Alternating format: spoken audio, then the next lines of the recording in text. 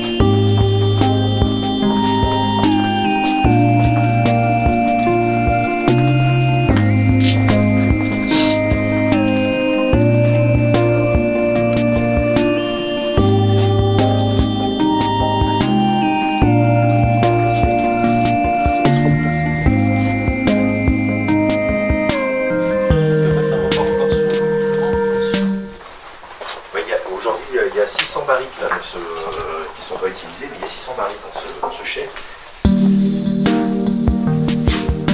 Et là, du château de Terre, voilà, c'est des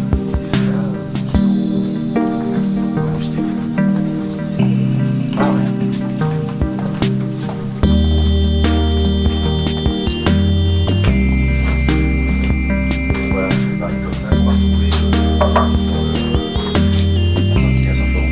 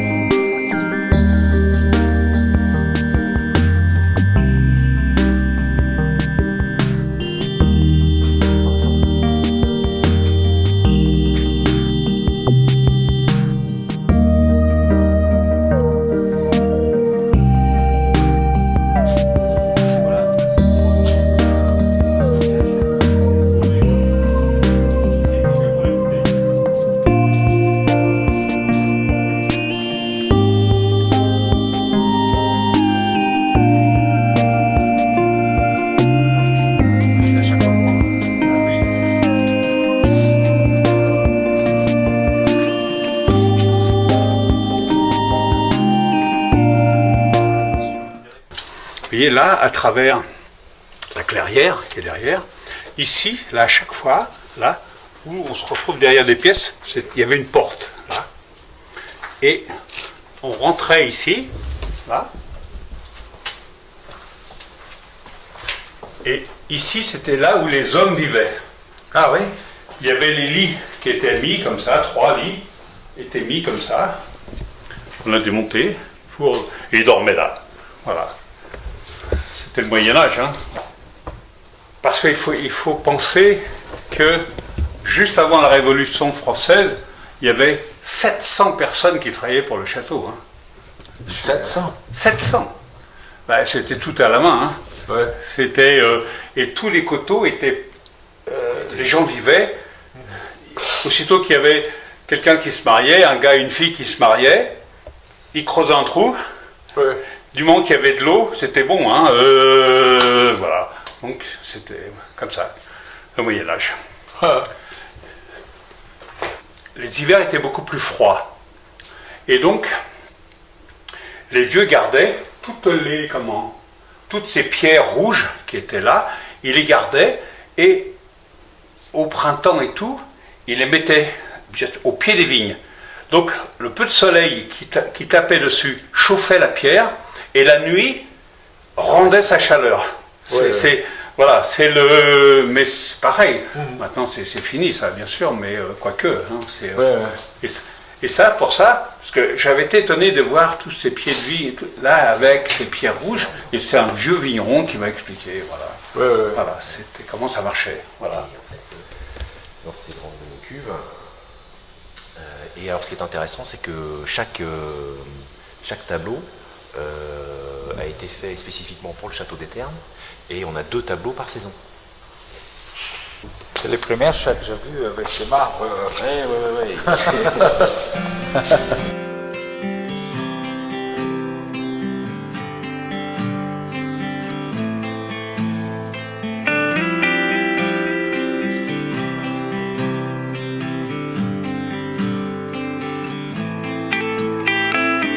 Le chai, je l'ai copié sur les chais portugais.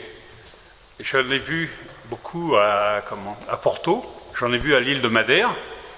Et donc, ce qui m'a impressionné, c'était tous les chais sont carrelés.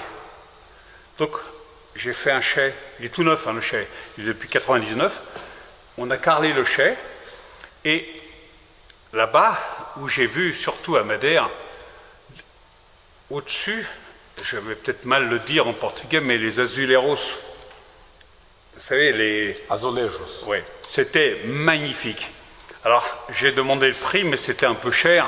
Donc, on a fait des tableaux pour être dans le style de là-bas. Voilà. Ouais, super.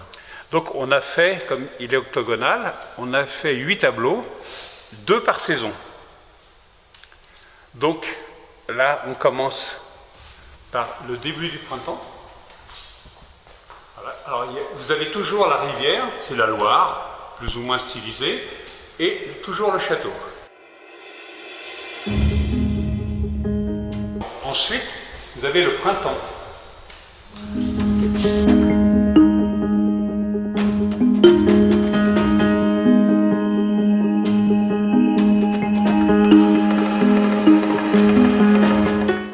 Ensuite, ça c'est le début de l'été. C'est le début de l'été, vous voyez, les raisins sont verts.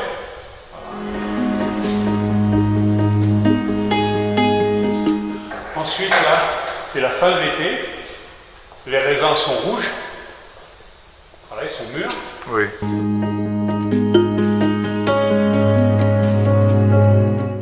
Ensuite, là, c'est les vendanges qu'on le fait à la main, voilà, avec les femmes qui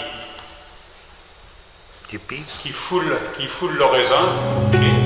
Voilà. Là, ici,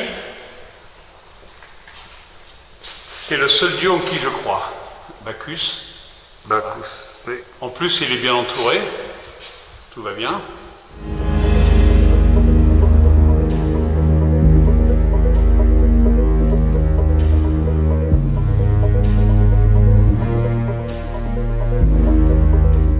Ensuite, là, ça c'est dans la cour du château derrière.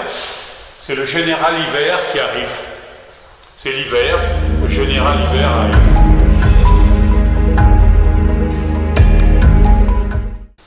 Et là, c'est la fin d'hiver. La rivière, la Loire dégèle. C'est la baisse de l'abbaye de Fontevraud. Et c'est le maître vigneron. Quand il commence à tailler les vignes, il prend le premier sarment, le premier fagot, et il l'emmène à la baisse et tout. Et c'est un jour de congé. Oui. Et voilà. L'artiste, il est local, il est d'origine hongroise. Il est fou, mais bon, c'est un artiste. Oui, oui. Et il vit à Camp de Saint-Martin. Et comment il s'appelle? Géza. Géza.